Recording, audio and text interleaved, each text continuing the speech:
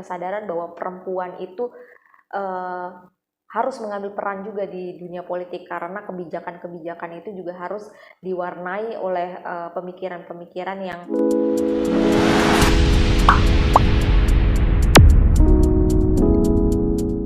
Halo, Assalamualaikum warahmatullahi wabarakatuh. Kembali lagi bersama kami Media Nalar di channelnya Kaum Muda. Oke, semoga rekan-rekan semua, teman-teman semua dimanapun Anda berada, selalu dalam keadaan sehat dan tentunya dimudahkan segala urusannya, terutama mungkin dalam urusan mencari jodoh ya. Oke, ya pada beberapa pekan yang lalu kita sempat libur, Media Nalar sempat libur, tidak mengupload video karena satu dan lain hal. Dan per hari ini kita kembali lagi bertemu, tentunya dengan berpegang teguh pada niat yang sama, yaitu berupaya untuk mengedarkan pengetahuan atau mengedarkan percakapan pikiran, bukan sentimen ya.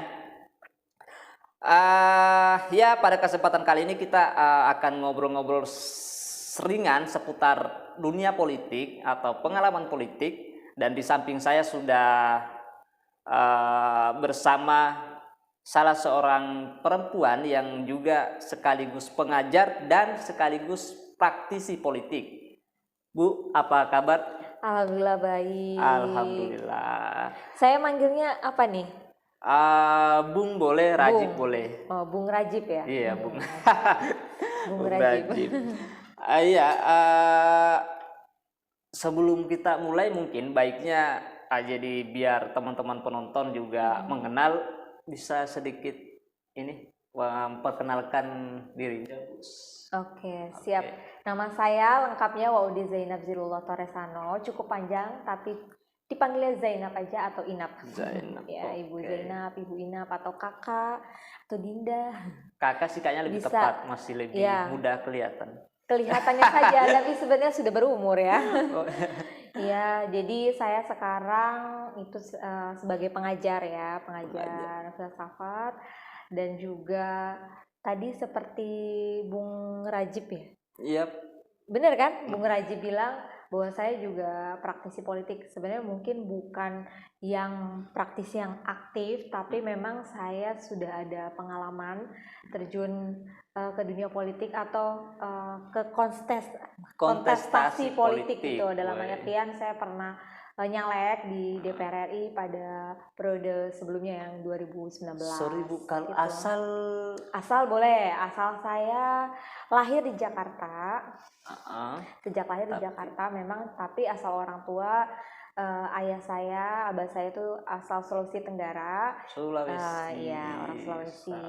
Kalau ibu saya asal Jawa Tengah, seperti itu. Pantes. Jadi gado-gado. Jadi ada kerasnya juga, ada lembutnya juga, ada nyablaknya juga, nyablak ala Betawi gitu. Jadi mungkin itu ya sekilas tentang saya, atau mungkin ada yang perlu dikulik lagi dari sisi apanya mungkin gitu. selebihnya teman-teman Sekarang bisa. ibu-ibu ya sudah punya anak. Oke, ya kan, sebelum kita lebih jauh, saya sedikit pengen bertanya, kan ibu ini kan pengajar filsafat ya. Iya. Pengajar filsafat. Iya, dan kalau nggak salah juga dulu studinya filsafat kan ya. Iya. Nah, kok bisa masuk ke dunia sebagai pengantar mungkin teman-teman ya. Betul. Ya kok bisa masuk ke dalam dunia itu kan, padahal filsafat ini kan banyak secara lebih serius itu lebih didominasi oleh laki-laki. Ya kan, yang nampak di ruang publik itu pelajar filsafat yang lebih serius itu, yang bertahan lah kira-kira itu didominasi oleh laki-laki. Iya, betul. Dan ya kok ibu masih bisa bertahan sampai detik ini dan masih mengajar filsafat dan masuk ke dalamnya. Kenapa kira-kira? Karena saya cinta sama filsafat.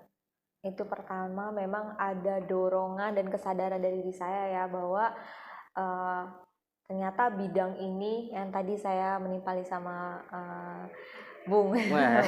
Jadi aneh ya panggilnya Bung. Panggil Rajib. aja Bung. Bung ya, Iya. sama Bung Rajib tadi bahwa memang kalau misalnya kita memang mayoritas kan mendikotomikan gitu loh antara ranah-ranah yang memang ini kayaknya ranahnya pemikiran tuh identik dengan laki-laki atau misalnya ranah pergerakan, Ranah ya pergerakan. kan, aktivis atau ranahnya apa sih namanya seperti politik misalnya Politik, yang identik dengan maskulinitas seperti itu kan. Benar. Jadi kalau misalnya ada perempuan misalnya seperti saya itu masuk dunia itu yang memang sudah di stereotipnya itu dunia laki-laki, mungkin ada sedikit aneh ya gitu kan. Iya. Tapi karena kecintaan saya sama dunia filsafat, pelajaran-pelajarannya, dan alhamdulillah di sini saya merasa juga pemikiran itu bukan hanya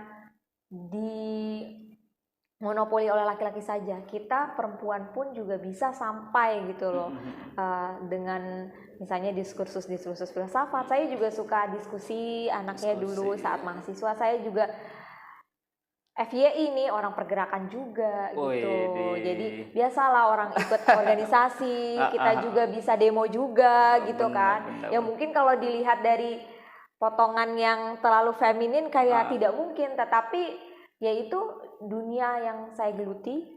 Dan sampai sekarang pun walaupun saya sudah berumah tangga, ini misalnya saya membagi inspirasi kepada kawan-kawan media nalar, terutama yang perempuan yang mungkin kayaknya kalau belajar filsafat nggak mungkin deh gitu. Kayak lebih pas tuh laki-laki, karena laki-laki tuh bisa identik dengan dialektika lah, atau lebih berani, lebih kritis untuk mengeluarkan ide-ide atau pemikiran-pemikiran filosofis. Nah, sebenarnya perempuan juga bisa kok gitu. Asal kita memposisikan diri kita, balik lagi kalau dalam filsafat itu kan kita melihat diri kita itu dari sudut pandang filsafat manusia gitu. Siapa sebenarnya diri kita gitu, apa tanggung jawab kita di dunia ini. Jadi kalau misalnya kita sama-sama punya piranti akal, laki-laki punya, perempuan pun juga punya, why not kalau misalnya kita menggeluti di bidang ini gitu. Dan saya ya semuanya kalau berawal dari cinta insya Allah tidak akan berat, bener nggak Bu? Sadam. Ya memang harus cinta dulu, harus kita punya kesadaran dulu gitu. Jadi sampai sekarang pun kita belajar filsafat tidak akan terasa berat gitu. Kan segala sesuatu sebetulnya kan yang kalau yang saya renungkan ya bahwa beratnya sesuatu itu sebetulnya berawal dari ketidakcintaan karena akan melahirkan keluhan-keluhan. Nah, ketika keluhan sudah diucapkan, maka di saat yang sama perlahan-lahan itu rasa berat akan semakin tumbuh. Tapi ketika diawali dengan cinta, semua akan menjadi mulus. Tapi persoalannya untuk cinta juga berat juga. Berat. Jadi kita kayak rotasi aja jadi muter aja terus ya. Oke, kita ya kembali ke ini. Ya mungkin itu sekedar pengantar bahwa beliau juga dosen filsafat dan pengajar filsafat dan sekaligus aktivis. Dia menggeluti dunia pergerakan atau mencintai dunia pergerakan. Saya ini karena kebetulan jadi kita tidak akan bicara panjang lebar soal filsafat, tapi mungkin juga nanti bakal ada irisannya sebetulnya. Boleh jadi ini yang menginspirasi atau menjadi pemompa awal lah kira-kira ya filsafat itu. Nah, soal dunia politik. Nah, kalau nggak salah Ibu kan pernah masuk dan sampai detik ini kayaknya masuk ke dalam dunia politik, bahkan bermain secara praktis, artinya mencalonkan diri. Nah, mungkin sedikit bisa berbagi pengalaman seputar itu. Barangkali bagi teman-teman perempuan ada pelajaran yang bisa dipetik, ada inspirasi, karena mungkin selama ini ada sebagian orang yang menganggap atau bersikap apatis terhadap persoalan itu, dan mungkin lewat pengalaman ibu siapa tahu bisa memantik Iya. inspirasi itu dan bisa membuka kesadaran bahwa dunia politik itu sangat penting. Iya, betul. Jadi kalau misalnya kita berbicara peran perempuan tuh di dunia politik apakah bisa optimal ataukah perempuan itu bisa nggak sih masuk di dunia politik yang terkesan keras, terkesan Iya. maskulin, terkesan apa ya? Memang kita tidak bisa memungkiri pasti pergulatan di dalam dunia politik itu berbeda. Kita jangan bayangkan misalnya saya sebagai seorang pengajar yang maksudnya aktif di dunia akademis gitu. Tentunya atmosfernya sangat berbeda, Bu. Ketika saya ada di dunia politik dan di dunia akademis. Itu kita tidak bisa pungkiri, terutama untuk konteks politik Indonesia ya. Kita mungkin Benar-benar. kita tidak tahu dalam konteks negara lain itu seperti apa, tapi untuk Indonesia memang pergesekannya sangat kuat sekali. Jadi semuanya itu saya berawal dari tenaga ahli dulu. Tenaga ahli di DPR RI, ada anggota DPR RI dari dapil saya saya tenaga ahli itu kan memang ada apa ya tupoksinya masing-masing. Ada yang bagian di lapangan gitu kan, ada yang bagian apa sih namanya untuk yang memikirkan nih apa yang pemikiran apa yang mesti ditawarkan oleh anggota dewan itu ada. Nah itu saya lebih bagian ke situ. Jadi saya aktif mengikuti rapat-rapat di DPR RI gitu kan. Maksudnya mendampingi anggota DPR ini gitu kan. Terus juga pemikiran-pemikiran apa nih yang kita bisa sumbangkan. Walaupun kenyataannya di dunia politik praksis itu memang kebijakannya kalau untuk Indonesia masih kebijakan parpol ya. Jadi walaupun misalnya anggota DPR RI itu punya parlemen ya dalam konteks ini punya pemikiran, itu tidak bisa terlepas dari kebijakan partai yang memang sudah digariskan gitu. Mungkin di situ rada susahnya antara idealisme kita yang misalnya belajar filsafat politik berbenturannya seperti itu.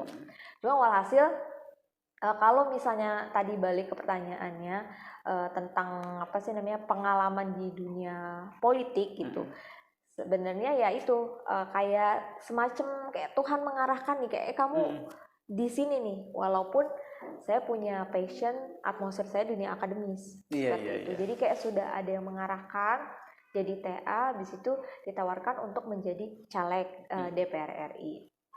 Nah, untuk keaktifan sendiri saat itu memang saya aktif bukan di dalam partai itu sendiri, tapi saya lebih aktifnya ya kebijakan karena tenaga ahli kan. Ada juga nih kalau kita lihat partai di Indonesia banyak kader-kader yang memang sudah aktif, kader-kader sejak muda sudah berkecimpung di dunia politik dan itu mereka memang sudah kayak sudah dipersiapkan untuk terjun ke dunia politik, baik itu biasanya memang kalau yang muda-muda dimulai dari kayak DPRD dulu ya kan, atau ya pokoknya tingkatnya memang di bawahnya DPR RI. Kalau DPR RI memang biasanya diperuntukkan untuk kayak para senior. Yang sudah tokoh-tokoh di dunia politik atau tokoh-tokoh parpol gitu kan, atau misalnya orang-orang yang potensial untuk di dapilnya tersebut. Nah jadi disitulah saya masuk gitu loh. Walaupun kalau misalnya dilihat akademisi apakah bisa gitu akademisi masuk ke parpol, ternyata ada juga banyak akademisi yang terjun ke dunia politik. Tapi memang tidak bisa dipungkiri saya ya ini karena sharing pengalaman, pasti sebagai seorang akademisi tambah lagi seorang perempuan dan terjun di dunia politik itu pasti ada kayak pergesekan, pergulatannya gitu, dan itu sangat sampai saat ini pun saya masih bergulat di situ, Bung. Jadi tentunya ini masih baru kayak start awal dan kita tidak tahu nih nanti kedepannya apakah kita akan masih tetap terjun itu, atau prinsip keadilan yang mungkin ada beberapa undang-undang, misalnya kayak undang-undang KS yang kemarin disahkan, itu kan tidak terlepas dari pemikiran-pemikiran dari perempuan atau orang yang tidak bias gender. Jadi kita bisa masuk di situ seperti itu, atau prinsip keadilan yang mungkin ada beberapa undang-undang, misalnya kayak undang-undang KS yang kemarin disahkan, itu kan tidak terlepas dari pemikiran-pemikiran dari perempuan atau orang yang tidak bias gender. Jadi kita bisa masuk di situ seperti itu. Benar. Dan makanya penting gitu di dunia politik. Tadi soal itu bahwa ya memang ya akan agak problem sebetulnya, karena di awal banyak kita dibangun dalam kultur akademisi, kemudian masuk, betul. Tapi bukan. Nah, yang tadi kalau iya sih bahwa akan ada perasaan semacam itu, tapi memang saya pikir akademisi, kalau saya secara pribadi ya, akademisi justru malah lebih layak sebetulnya, karena dia dibekali dengan pikiran, gagasan. Bukan dalam arti ini ya, yang di luar sana juga banyak yang tiba-tiba diboyong ke partai kemudian ditawarkan ke masyarakat, itu ada. Iya, betul. Artinya kalau saya sih justru malah lebih mantap sebetulnya kalau seorang akademisi yang terjun ke dunia itu. Betul. Karena ya itu, dia pasti punya gagasan, pasti punya pikiran.